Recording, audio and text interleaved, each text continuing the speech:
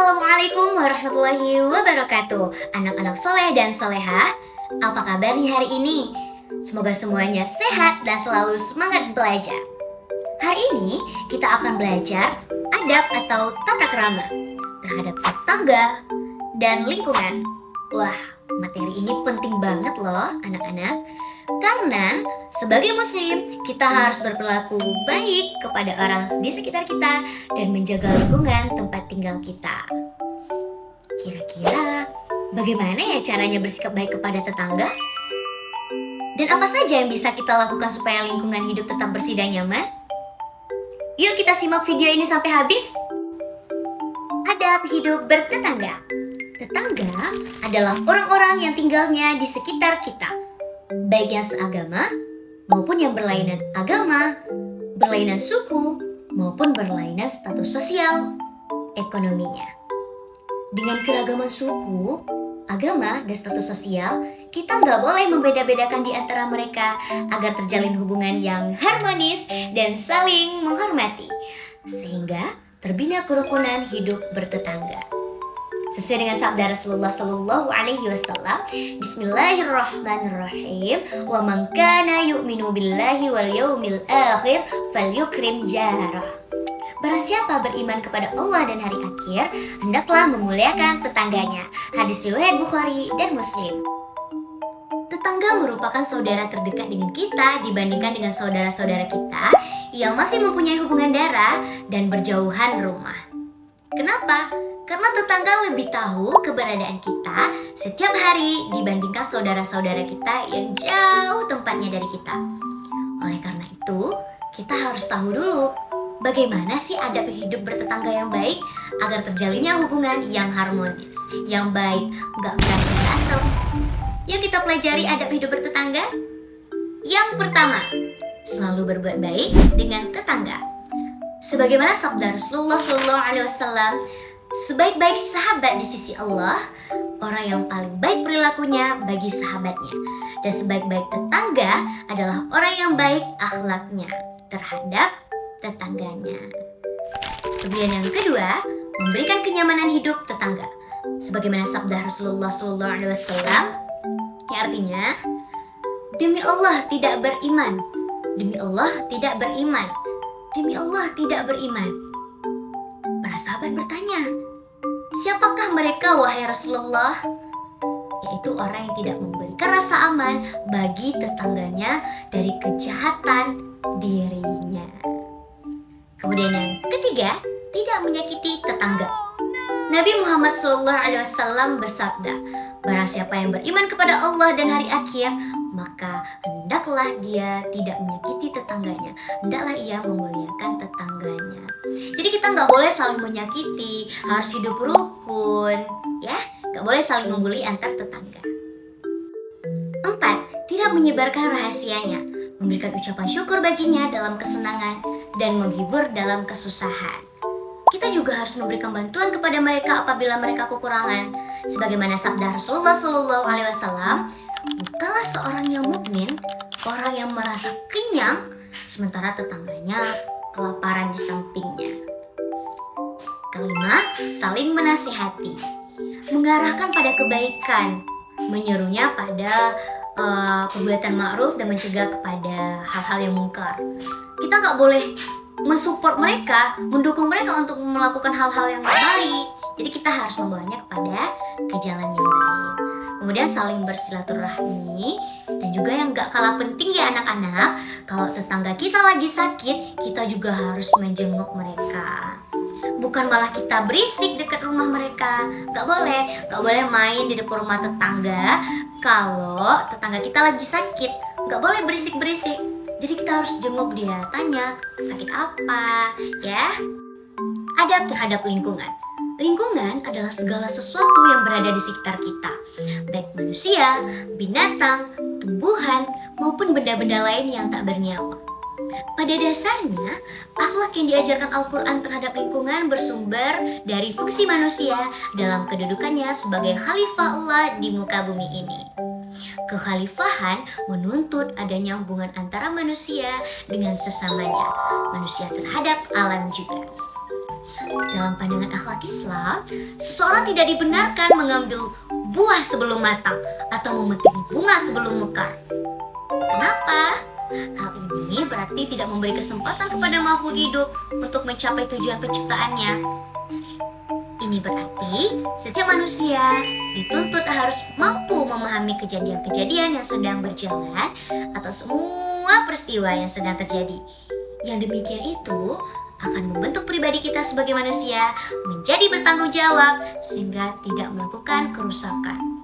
Bahkan dengan kata lain, setiap perusakan terhadap lingkungan harus dinilai sebagai perusakan pada diri manusia sendiri. Binatang, tumbuhan, dan benda-benda tak bernyawa semua adalah ciptaan Allah Subhanahu wa Ta'ala dan menjadi miliknya semua. Nah, semua memiliki ketergantungan kepadanya. Keyakinan ini mengantarkan seorang muslim, kita sebagai muslim, menyadari bahwa semua adalah makhluk Tuhan yang harus diperlakukan secara baik-baik. Sebagaimana yang telah dijelaskan oleh Allah Subhanahu wa Ta'ala dalam Quran surah Al-Hijr ayat 19-20 yang berbunyi, A'udzu billahi minasy syaithanir rajim. Bismillahirrahmanirrahim. Wal arda madadnaha wa alqayna fiha rawasiya wa ambatna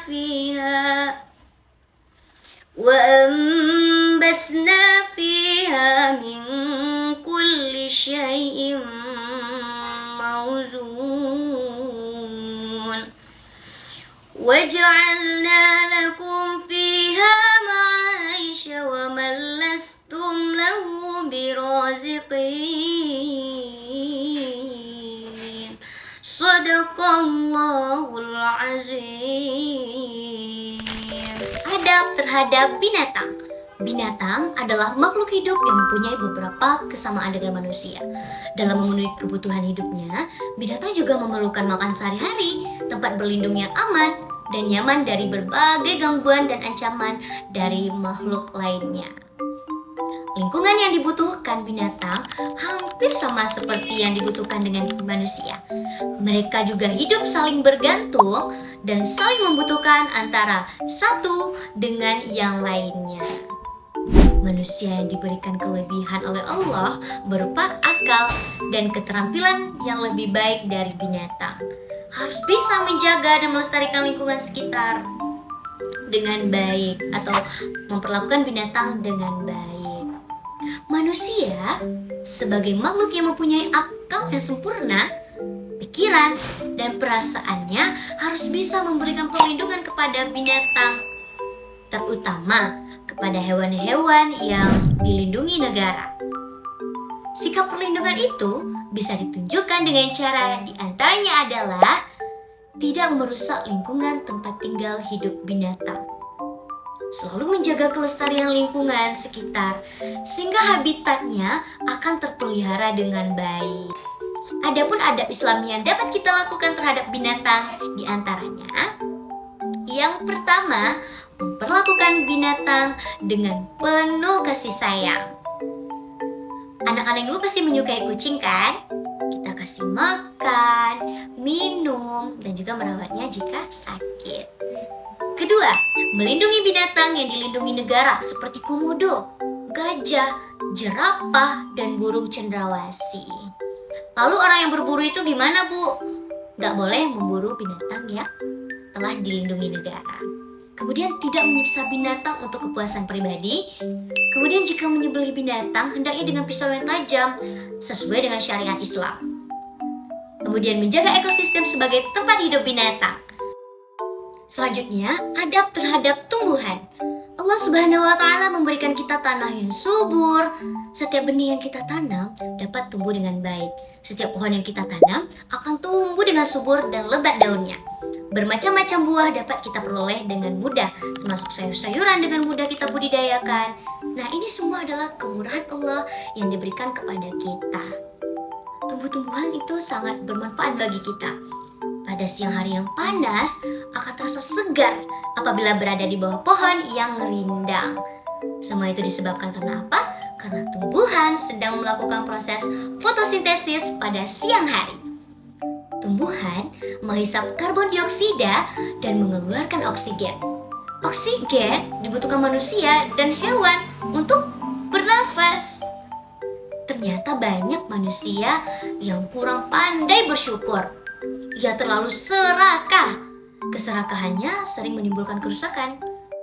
Di antara bencana yang terjadi adalah yang pertama, tanah longsor. Hutan yang dulunya sangat lebat dengan pohon-pohon yang besar dan menjulang tinggi sudah banyak ditebangi untuk dijual. Bukit-bukit yang ada sekarang anak-anak tinggallah tanah yang gundul. Ketika hujan lebat, tanah yang ada di bukit tersebut tidak punya kekuatan untuk menahan dasar air. Tanah longsor pun tidak dapat dihindarkan. Kemudian yang kedua, kebakaran hutan. Banyak kan anak-anak ibu lihat orang yang melakukan perambahan hutan dan membakarnya untuk membuka lahan baru. Padahal asapnya sangat mengganggu kita, polusi. Bahkan sampai ke negara tetangga. Asap yang kita hirup sangat berbahaya bagi paru-paru. Nah, tidak sedikit orang anak-anak ibu semuanya yang terganggu pernafasannya karena menghirup asap tersebut. Akhirnya terjadilah gangguan paru-paru. 3. Banjir. Kita sering menyaksikan di TV atau media-media lainnya terjadi banjir di mana-mana. Semua itu disebabkan resapan air yang makin berkurang dengan banyaknya penggundulan hutan. Tumbuhan yang berfungsi menyerap air dan menahan tanah sudah sangat berkurang jumlahnya, sehingga keseluruhan air tidak dapat meresap ke dalam tanah. Terjadilah banjir. Keempat, kekeringan. Bencana ini juga banyak terjadi di musim kemarau, musim panas yang jarang hujan. Nah, tanah yang gundul tidak akan mampu menahan air. Jika musim kemarau tiba, air yang ada di dalam tanah pun segera hilang.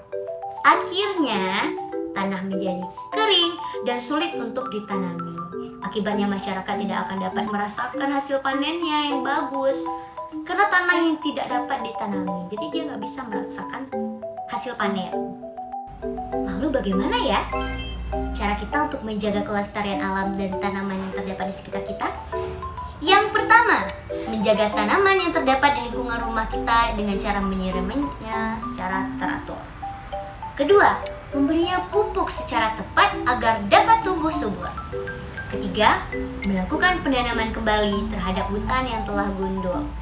Kemudian, menanami pantai dengan pohon bakau untuk mencegah terjadinya abrasi, terutama di lingkungan sekitar kita. Kita membantu perkembangannya dengan cara pencokokan, atau kita harus menjaga tanaman kita, menyiram bunga, kemudian memberinya pupuk. Jangan ditebang pohon sembarangan, tumbuhan-tumbuhan secara sembarangan. Misalnya kita lihat bunga, dia masih kecil, kita nggak boleh langsung memetiknya, tunggu dia mekar, berikan dia kesempatan untuk tumbuh.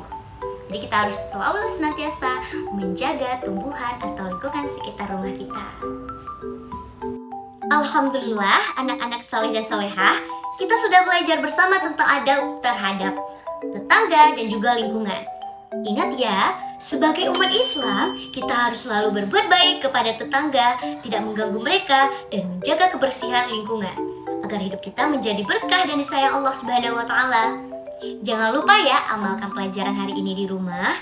Ajak juga teman-teman dan keluarga untuk peduli dengan lingkungan dan menyayangi tetangga.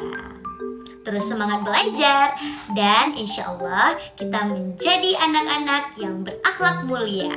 Sampai jumpa di video pembelajaran selanjutnya. Assalamualaikum warahmatullahi wabarakatuh.